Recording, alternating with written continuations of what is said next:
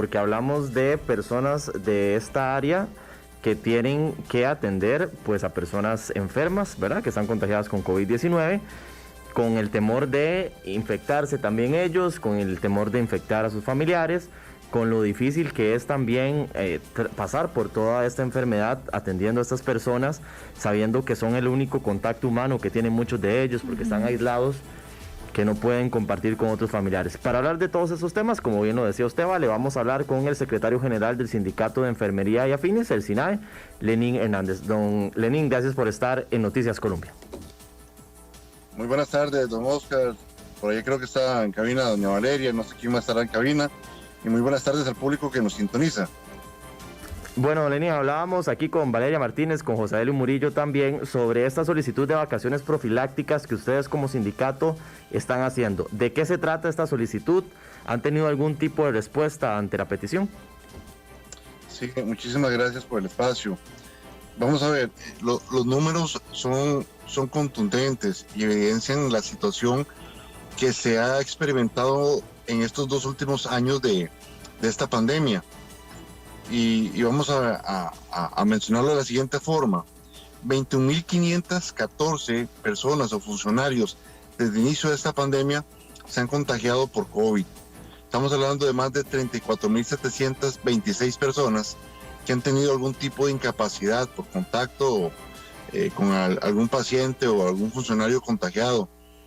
Y más de 25.500 personas o funcionarios que han requerido de alguna asistencia o atención emocional o psicológica. Los números de repente son muy fríos y no reflejan lo que está detrás de un trabajador o trabajadora. Y es que lo que estamos experimentando y lo que constantemente los trabajadores y trabajadoras nos refieren, y es que es una realidad, no existe un verdadero programa de salud ocupacional por parte de la institución, y tenemos compañeros y compañeras que ya tienen fatiga física, fatiga emocional, compañeros que de repente no logran conciliar el sueño, que tienen pesadillas, que se despiertan escuchando los monitores, o bien cuadros depresivos, porque el trabajador de enfermería, el trabajador de la institución, el que está en la primera línea de atención al paciente, estoy hablando tanto al asistente de pacientes, auxiliar de enfermería, enfermeros profesionales, e incluso otros grupos interdisciplinarios como los terapistas respiratorios.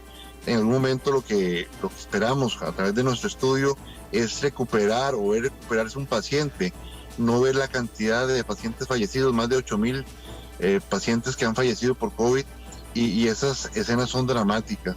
El que un paciente te diga constantemente no me quiero morir en medio de un proceso de intubación, o que se le tenga que hacer la última llamadita telefónica para que se despida de su ser querido, eso es muy duro. Eso es muy duro, y el personal de salud lo está resintiendo en este momento, en el cual en apariencia tenemos un control y manejo de esta pandemia.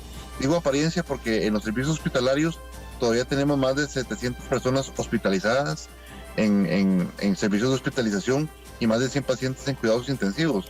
Entonces el peso de la pandemia todavía lo estamos llevando nosotros. Y nuestro mensaje a las autoridades institucionales es que no se puede permitir que el personal de salud se enferme y tengamos enfermos cuidando enfermos. Y efectivamente nosotros enviamos una nota a la Junta Directiva de la institución precisamente para que oriente esta política de salud ocupacional hacia los trabajadores en 2 sentidos. Una, a aquellos funcionarios que han atendido a pacientes sintomáticos respiratorios por COVID y que su situación emocional o física conlleve a ese cansancio, a lo que comúnmente se llama el síndrome del quemado, que no queremos eso en la institución. Y el otro fenómeno que es de atención también es aquellos funcionarios que han salido contagiados por COVID y que de una u otra forma tienen o presentan alguna secuela. Sí obtuvimos respuesta esta semana. La Junta Directiva le está direccionando nuestra petitoria al doctor Cervantes. Esta fue la nota que nosotros enviamos la semana pasada de recibo, que fue el día 4 de marzo precisamente, y ya obtuvimos respuesta que la Junta Directiva le está delegando, en este caso al doctor Roberto Cervantes, gerente general, pues gestionar nuestra petición. Don Lenin, ya le voy a preguntar qué fue lo que le dijeron, pero primero quiero hacerle una consulta que tal vez puede sonar obvia, pero me gustaría que usted me explicara, y es que la solicitud va por vacaciones profilácticas para el personal de salud. ¿Qué significa las vacaciones profilácticas? ¿Cómo las diferenciamos de las vacaciones normales? Sí, excelente pregunta, Valeria. Vamos a ver, el personal de enfermería y el personal prácticamente, cuando hablo personal de enfermería, me refiero tanto al asistente a pacientes, auxiliar de enfermería y enfermero profesional, no gozan de un descanso en cuanto a salud mental y salud física. Se requiere, ¿verdad? Esto a través de un estudio técnico riguroso de salud ocupacional que determina que aparte de las vacaciones anuales, las vacaciones determinadas de ley por el Código de Trabajo, se requiere ese periodo de descanso adicional. Nosotros en este caso enviamos esa nota con una petitoria de una única vez que se dé este descanso a las y los trabajadores que han estado en esa primera línea de atención.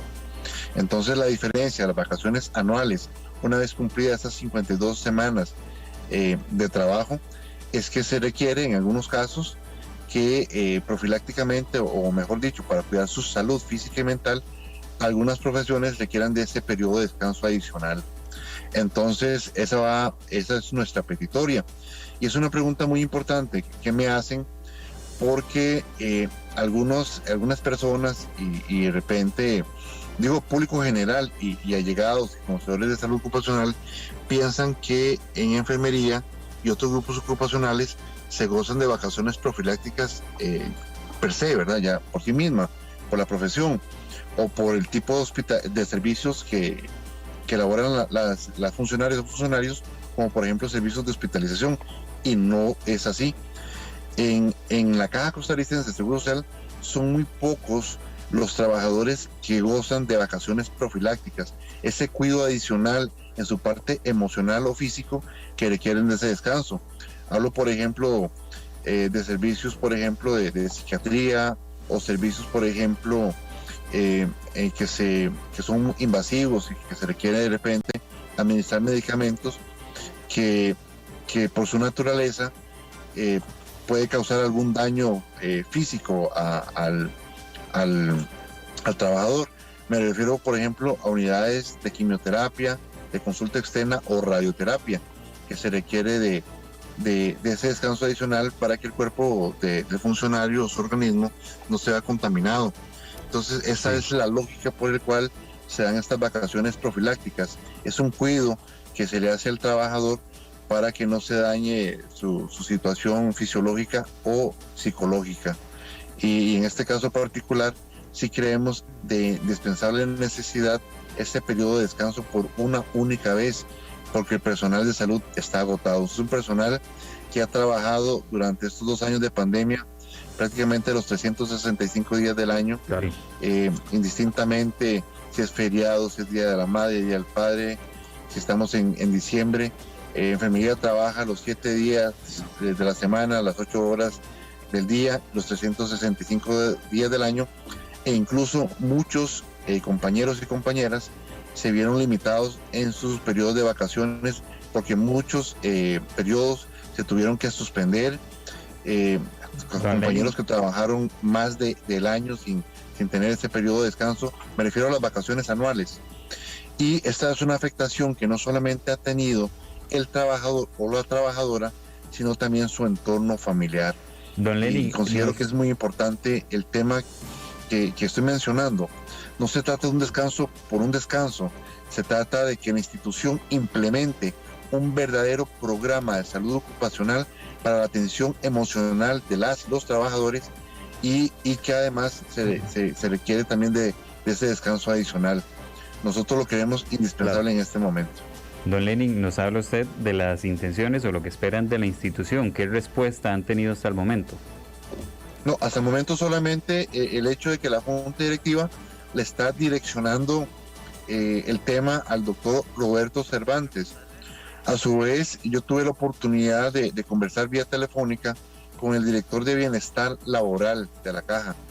En este caso, el licenciado Luis Bolaños, y le expliqué en detalle cuál es nuestra intención. Y él hasta el momento lo ve con muy buenos ojos. Entonces vamos a esperar que las autoridades institucionales deleguen e instruyan, en este caso pues el equipo interdisciplinario, y hagamos este análisis. Vamos a ver, quiero mencionar algo, si me lo permiten, con relación a los compañeros y compañeras que de repente tuvieron COVID y no están en ningún programa, en un programa de rehabilitación, por ejemplo, cardiopulmonar, y esto es muy importante decirlo, porque a nivel de la ciudadanía, de todas aquellas personas que tuvimos COVID, 1/3 de la población tenemos algún tipo de secuela. Y cuando hablo de secuelas, menciono lo que de repente se puede evidenciar rápidamente: problemas de cansancio, fatiga, y si no se tienen estudios exhaustivos, no se puede determinar, por ejemplo, si ese trabajador, trabajadora o asegurado tiene un problema a nivel pulmonar, por ejemplo, fibrosis, o bien secuelas a nivel neurológico, como por ejemplo pérdida de memoria o pérdida de sueño.